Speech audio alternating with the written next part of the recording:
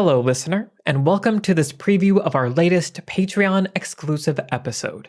To continue the conversation and listen to the full episode, head over to the Beyond the Screenplay Patreon. The link is in the show notes. Hello, patrons, and welcome to this patron-exclusive episode of Beyond the Screenplay. I'm Michael Tucker. I'm, of course, here with the Beyond the Screenplay team, Trisha Rand. Hello, everyone. Brian Bittner. Hello, hello. And Alex Calleros. I see you. And This is perfect. yeah, today we are talking about Avatar, The Way of Water, directed by James Cameron, screenplay by James Cameron, Rick Jaffa, and Amanda Silver. All right, so hot-ish take episode. Some takes hotter than others, as we'll soon hear from Brian.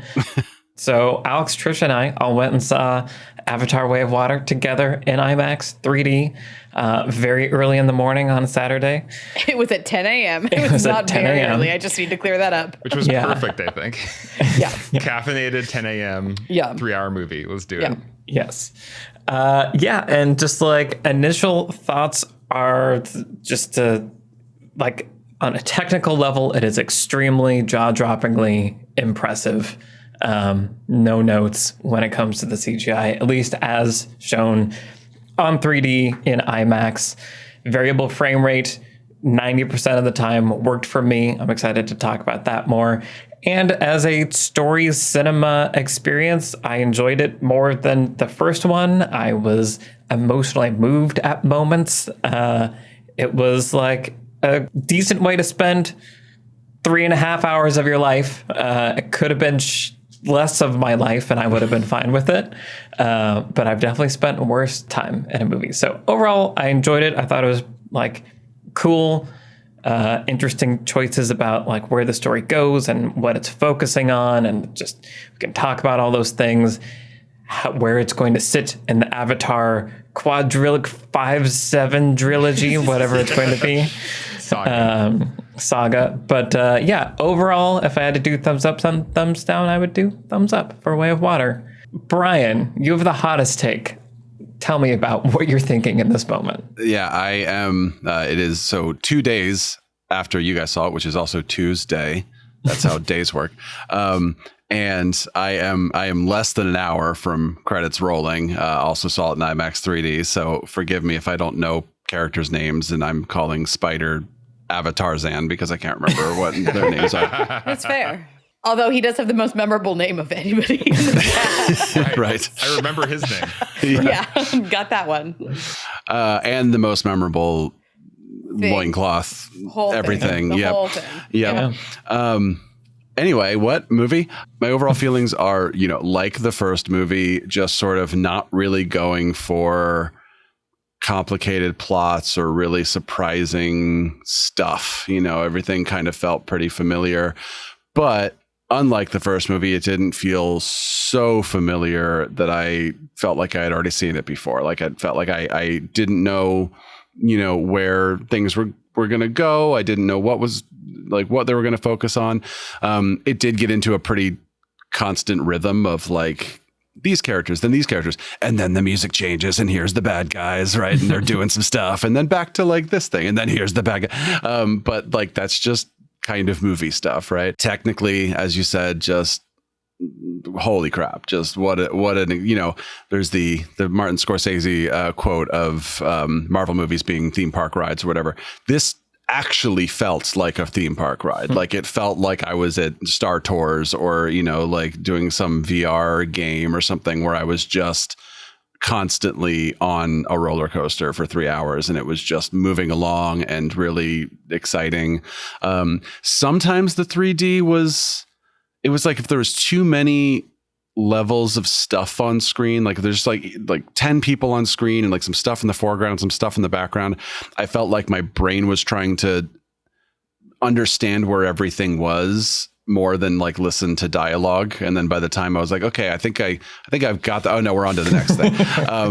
But for just everything else, like just the, I'm on a bird or a whale and I'm riding through the thing, or just even two people talking, like 3D was more often than not just gorgeous and really worked for me. And yeah, I'm excited to get into it, but overall just sort of like you would expect, not an amazing story, but an amazing technical achievement. Yeah. Cool. Okay. Alex, what about you? Yeah, so rewatching the first Avatar movie recently, it didn't live up to my memory of the theater experience, which I guess is inevitable because IMAX 3D is different from watching on a TV. But it was really just like, yeah, like this movie is so generic. It's both so incredibly specific and like imaginative, but also like deeply generic in its Pocahontas story. And I just know exactly what each beat is like broadcasting at me to feel, and I'm not feeling it. And it's just kind of this one, like Cameron got me. Like he got me with his Cameronness, and I was feeling the things that I'm supposed to feel at all the moments he wanted me to feel them. He, with this one, I think did what I feel like the first movie was for some other people who were obsessed with it, or whoever those Avatar fans are that had like post Pandora depression or whatever.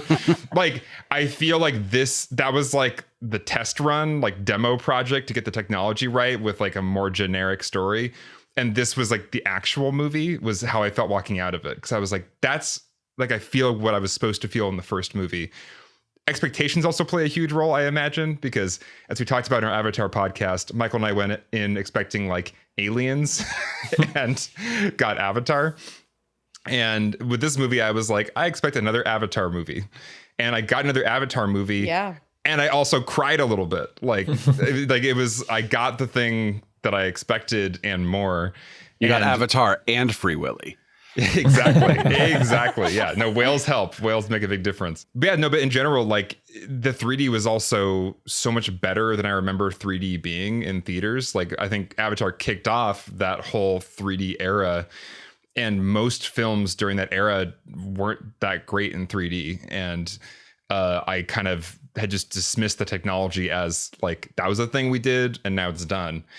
But I feel like, yeah, the Cameron Avatar approach to 3D, probably the fact that everything is animated essentially, and he has perfect control of, I guess, I don't know the technology well, but however you do it, it felt so precise and so like tangible in a way that the more like 2D cutout, like retrofitted 3D on most superhero movies just feels so lame.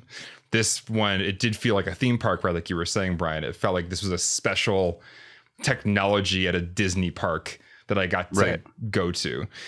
So it was just wonderful to sit in a theater and look at beautiful animated images in really cool 3D for 3 hours. So I had a great time in a way that I did not expect, and I'm looking forward to seeing it again. We'll see if it holds up on the second viewing. It may not at all, but my memory of the first viewing is very, very positive. Are you going to try to see it again in IMAX 3D again? Yeah, I just feel like I'm not going to risk any other format at this point. Right. It worked. I'm going to go with it. Yeah. Yeah. Awesome. Okay. And Trisha. Yeah, a lot of what you guys have already said. This is a good movie. And like, I had a good time watching it. I was very moved in places, as you were, Alex. I do want to say at the outset that since the original Avatar movie has come out, a lot of things have changed. And one of those is that I'm much older now and I'm also a parent. And so being a parent in this movie, as the main characters now are, and a big part of the story being about parenting your children and how to do that is a sucker punch to me and rude. So just like acknowledging that bias going into the way that like the story evoked an emotional response from me. That being said, I've thought about it a lot since we walked out of the theater. And I think like you guys, I was just knocked over by how it looked and the immersive experience of watching it. And just like you walk out and you're just like, oh, I can breathe. This is what normal air is. This is what the world is. And it doesn't look like how it's been looking for the last 4 hours. And whoa, okay. And just feeling that like James Cameron's like deep sea diver analogy, like you got to rise slowly, right? Or you get the bends. Slowly decompress. Yeah, exactly. So, but since that time when I have decompressed from the whole experience, I've kind of been like, it looks absolutely amazing.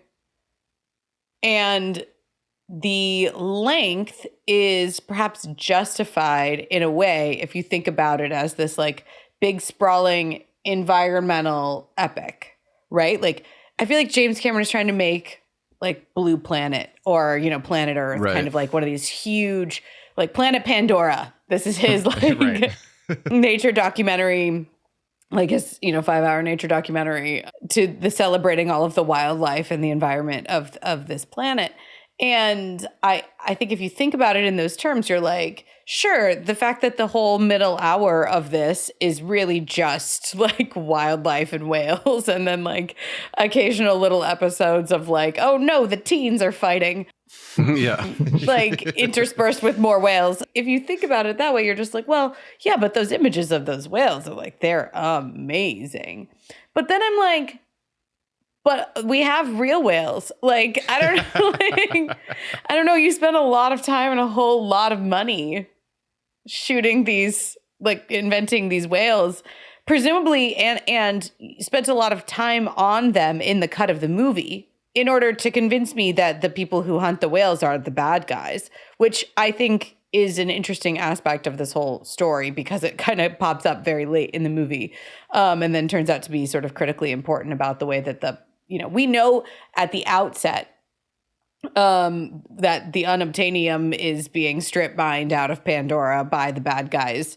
You know, we know that like 20 minutes into the original Avatar movie at least, and it takes us 2 hours and 20 minutes maybe to get to that in this movie, to like what the environmental problem is that's happening here. And I'm just like, I don't know, like, is this really actually the environmental epic that James Cameron is treating it as? Has the story work been done to support the like runtime of this, like from a narrative perspective? Like, because I don't know. I just wish like, I don't wish that he had made Planet Earth or whatever, although I think he would do a great job at that. But like, I do wonder if like the mishmash of like nature documentary and honestly thin on the ground plot here. Mm-hmm. It's like Quaritch wants to get Sully. Because he's the leader of the resistance, but he also ran away. Yeah, for personal revenge reasons. Basically, like Quaritch wants revenge on Sully and he's going to spend all the money and take all the time until he does. And that's the whole plot of the movie. And I just wonder if that actually squares with the like amount of time and the like spectacle of the environment and everything. Because it doesn't, I don't know if it actually is an epic in genre from a story and theme perspective.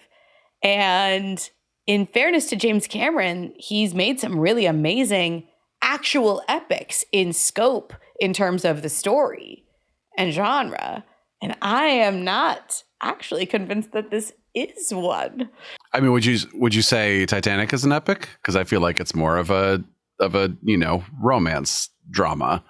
But it's also a disaster movie. Sure. Like, and so I think that the runtime, you can hang, at least half of Titanic's runtime on the disaster movie genre. I think exactly half because of the midpoint. I wasn't doing math in my head when I said that, but I think you can justify it with the disaster movie genre being blended into the love story and the dramatic aspects of it. And the disaster movie thematically weds perfectly in with like the classism and the sort of like larger themes in that film. So right. I don't know. I want to get into it. And I'm not, I would not be the first person to say that I think Way of Water is too long. I don't think that's exactly a hot take coming from me. But people had that opinion months ago when the runtime was announced. Well, I was just willing to forgive it. When I walked out of there, I was like, James Cameron makes epics. This is an epic. It's an epic. Like, everybody stop complaining. But now I'm like, maybe we can complain though, actually, because is it really an epic? I don't know. Hope you enjoyed this preview clip. To continue the conversation and listen to the entire episode, head over to the Beyond the Screenplay Patreon. The link is in the show notes.